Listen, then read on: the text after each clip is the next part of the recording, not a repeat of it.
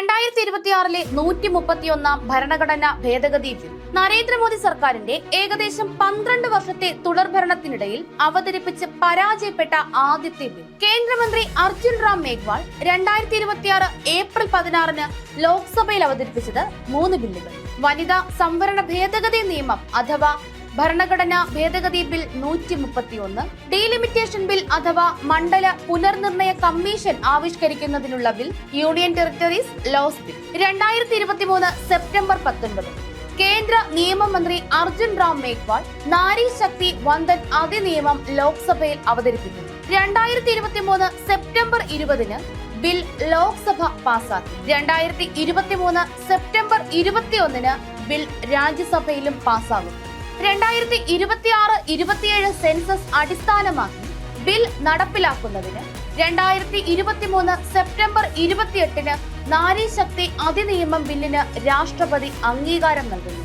1974 census അടിസ്ഥാനമാക്കി 1973 ലോക്സഭാ സീറ്റുകളുടെ എണ്ണം 522 നിന്നും 543 വർദ്ധിക്കുന്നു. 1976 42 ഭേദഗതി ലോക്സഭാ സീറ്റുകളുടെ എണ്ണം 2001 വരെ വർദ്ധിപ്പിക്കേണ്ടതില്ല എന്ന് തീരുമാനിച്ചു. ജനസംഖ്യ മാത്രം നോക്കി മണ്ഡലം പുനർനിർണയിക്കുമ്പോൾ ദക്ഷിണേന്ത്യൻ സംസ്ഥാനങ്ങളോട് നീതി പുലർത്താനാകില്ല എന്നതാണ് 2021 സെൻസസ് വരെ ലോക്സഭ സീറ്റ് വർധനവ് മരവിപ്പിക്കാൻ കാരണം. 2001 തൽസ്ഥിതി 2026 വരെ തുടരാൻ തീരുമാനിക്കുന്നു. അതിനാൽ 1971 ശേഷം നാളിന്ന് വരെ മണ്ഡലങ്ങളുടെ അതിർത്തി മാറ്റി മാത്രമാണ് മണ്ഡല പുനർനിർണയം നടത്തിവരുന്നത്. പുതിയ ബിൽ പ്രകാരം ലോക്സഭാ സീറ്റുകളുടെ എണ്ണം 543 നിന്നും 850 വർദ്ധിക്കുകയായിരുന്നുവെങ്കിൽ സംസ്ഥാനങ്ങൾക്ക് 815 സീറ്റും കേന്ദ്രഭരണ പ്രദേശങ്ങൾക്ക്